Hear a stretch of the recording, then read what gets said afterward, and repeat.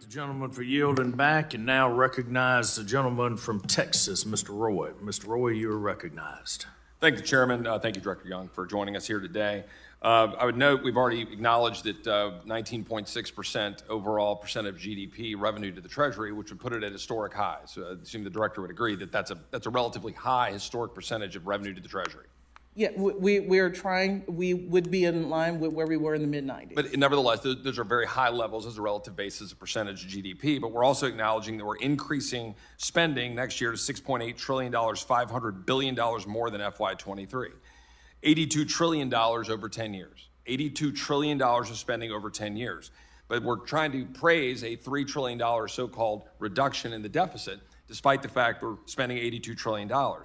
Here's where I want to kind of go. What are the priorities of this administration when I look at what I see in the budget? Here's some of the spending items that are brought to my attention. $3.9 billion for the Department of Homeland Security Climate Resilience Program. $3.9 billion because the administration cares about a climate crisis more than the crisis at our border. $109 million going to Mexico. Mexico for law enforcement and military support. This despite the fact that our border is overrun and Mexico has lost complete control along our southern border. $3.5 billion for the FBI's new headquarters. $3.5 billion for the FBI to have a brand new headquarters in Maryland. $3.5 billion. $3.5 billion plus $109 million. Essentially wasted. Wasted. Down the toilet, flush it, flush it. Give us some more money, citizens. We need another 3.5. This stuff is just absolutely ridiculous. Ridiculous. For the FBI to have a brand new headquarters in Maryland. $1.8 billion more for the Internal Revenue Service on top of the $80 billion that was given to the IRS last year. $1.6 billion for the United Nations Green Climate Fund, which includes $100 million to go to China. China for greening its economy. Includes $100 million to go to China for greening its economy. $100 million going to China. Bro, these numbers are absolutely insane. $108 million for the World Health Organization, which conspired and colluded with the CCP to cover up COVID and parroted the CCP propaganda. I've been culling over the budget to find any reductions in outlays or cuts in this administration's budget. There are precious few.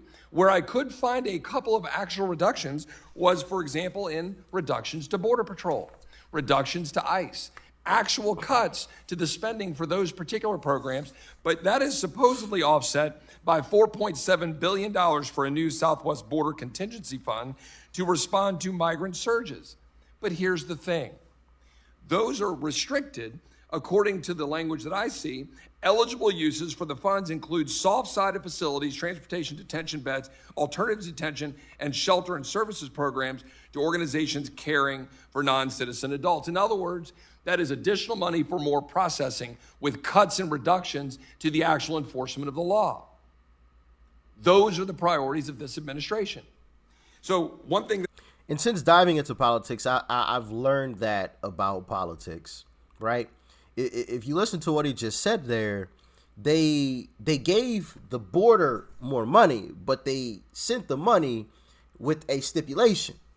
It can only be used to process people coming through the border. It can't be used to harden the border or to enforce law at the border and send people back across the border. It's only to process more people that have come across into the country, right? And to get them on their way even further into the country. But they can say, we've spent money on the border. We spent, X amount of dollars, right? They'll spin it as that. That's one of the things that I've learned.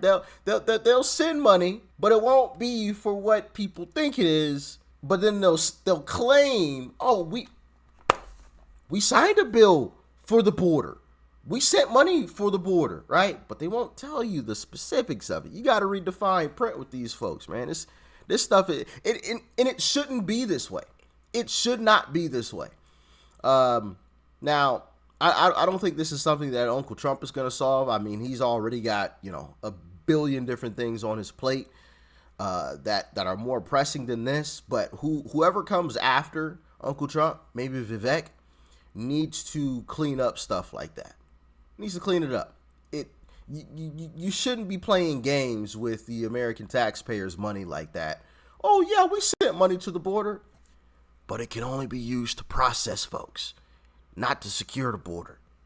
Right? Like, no. Stop it with the nonsense. Stop it. What I would like to have at the end of this is I would like for the OMB to produce for us a list of specific reductions in outlays throughout the president's budget. Because I'm combing over them and I'm finding precious little reduction in outlays, but the only outlay I could find that was serious reductions were to DHS's Border Patrol and ICE. I would also note that there was $114.7 million for diversity and inclusion activities at the Department of Defense. $114 million for diversity and inclusion activities. The Air Force Academy curriculum that recommended cadets avoided gendered language like mom and dad. A United States Marine Corps report that was studying whether we should use sir and ma'am for our drill instructors. A memo from the Department of Defense Secretary Austin recognizing transgender and gender nonconforming persons. The Naval Academy admiral that told midshipmen to read How to Be an Anti-Racist by Ibram Kendi. $91,000 for diversity and inclusion seminars for the Air Force band.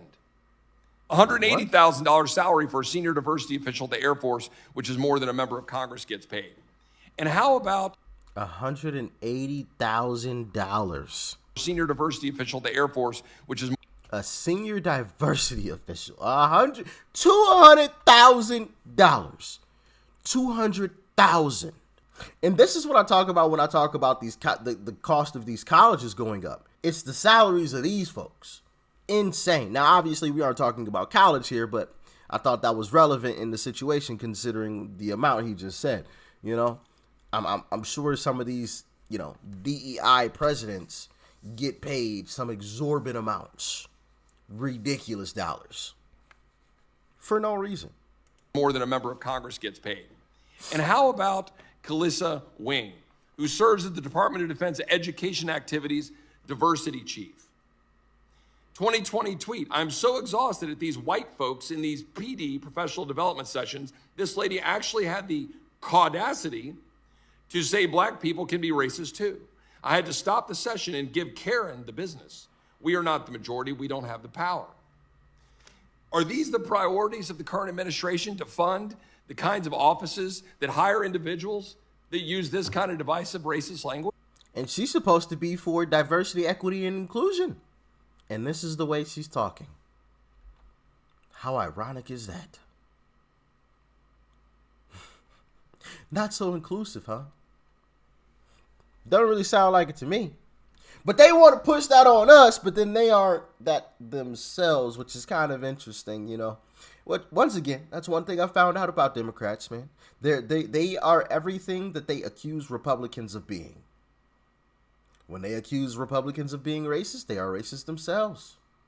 When they accuse Republicans of being hateful individuals, they are hateful individuals themselves. And we have evidence of this. We have it all on camera. And we have another instance of them being absolutely hypocrites. Exhibit A. What an absolute joke these folks are. Like, this is so mind-blowing. We have so many instances of these people being absolute, blatant hypocrites. Hypocrites. And yet they still want to try to preach to us. Hypocrites. Diversity, equity, and inclusion chief. DEI chief right there on your screen. What a shame.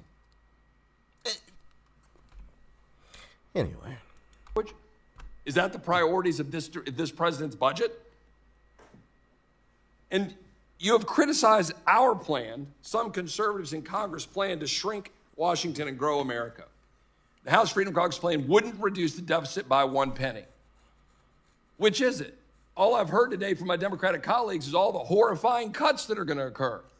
Which is it? Because you're going to say that we're not going to reduce the deficit when you say that we're going to stop a student loan bailout of $400 billion. You're telling me that wouldn't reduce the FY 2023 deficit to eliminate a $400 billion bailout of student loans.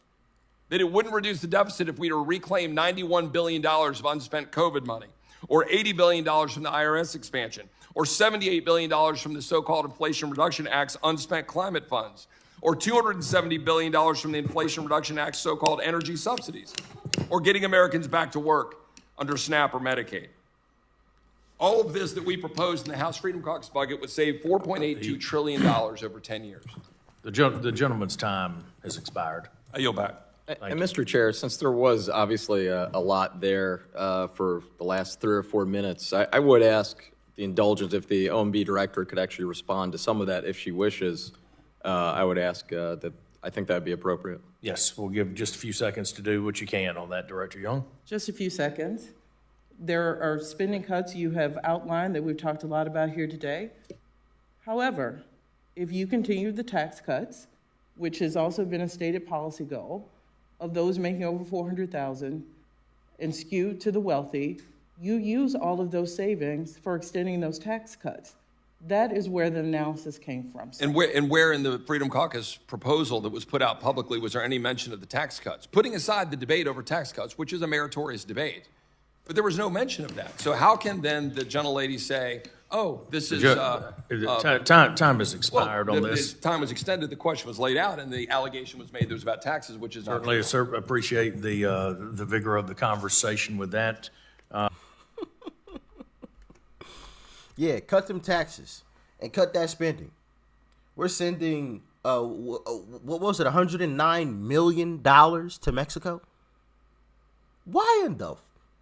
Almost cursed. Oh, man. You know, geez Louise. Where do I even begin? And how do I say this without cursing too much? Because this angers me. That's just one example. We're sending 109, I think it was 109 million, if I remember correctly. $109 million to Mexico. How ridiculous is that?